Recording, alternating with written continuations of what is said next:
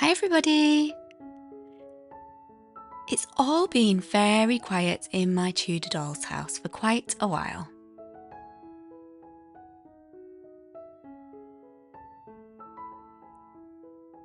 But those of you who have been watching since last year may remember that I have a little resident living in the loft space. And her name is Spooky the Ghost.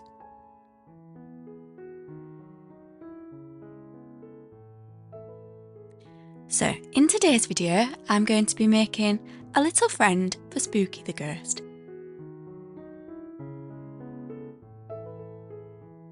So I started by using some tin foil to make the shape of my little ghost.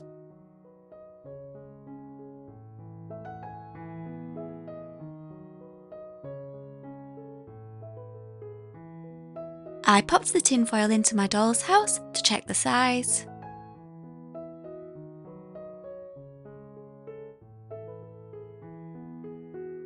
And then I took a piece of fabric. So the fabric that I'm using is actually an offcut from some curtains, and it's quite thin fabric. It does have a pattern on it, but I quite like that. It's the same fabric that I used when I made Spooky the Ghost. So I already had a square of fabric that was cut, but it was a little bit too big.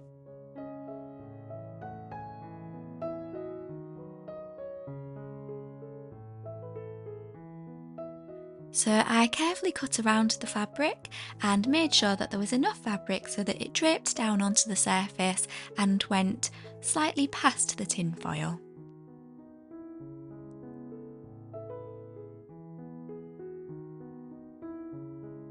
I then took some PVA glue.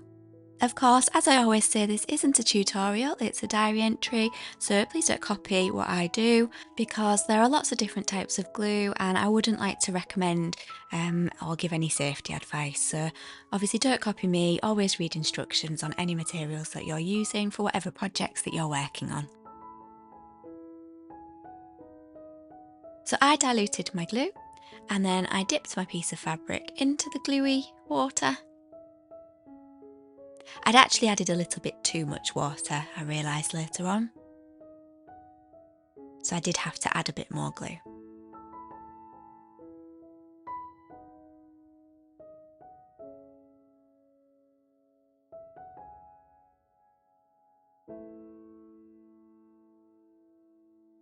And once I'd drained a little bit of the solution off, I draped my material over my tin foil.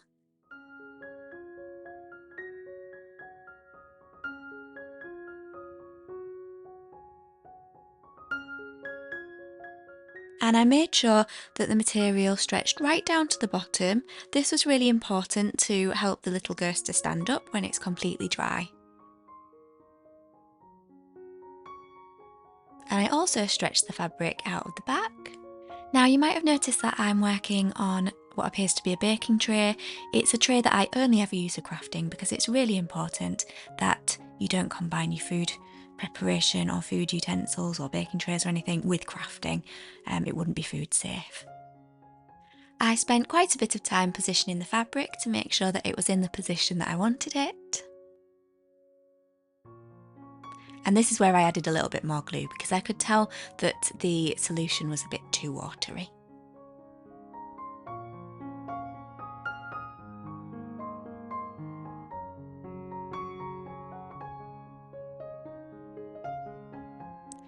Now, Spooky the Ghost does actually have a little Tudor outfit.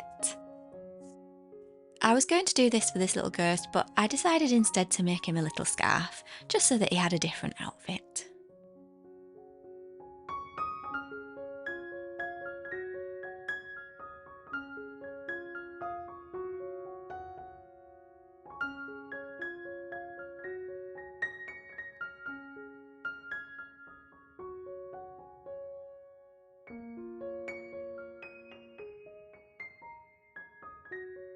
And I positioned the scarf, although it did, whilst it was drying, kind of flatten down a little bit, which is a shame. I wish I'd left this long and trailing onto the floor, but I did trim it off. But I regret doing that. I wish I'd left it long.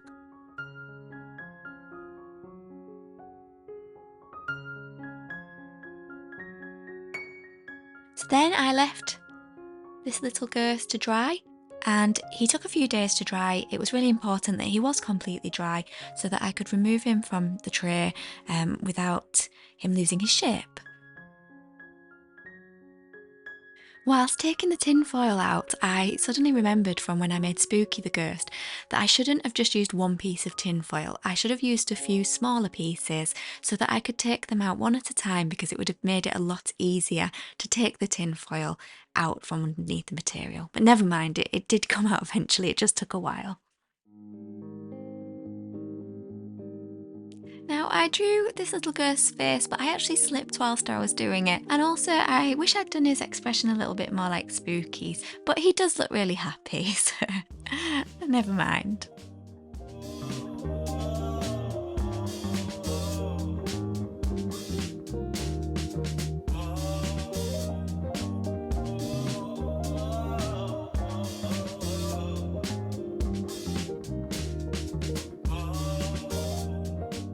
So Spooky's new friend is settling in nicely to the Tudor doll's house. Of course, he does need a name, so any suggestions would be greatly appreciated. Thank you so much for watching, and I'll see you next time.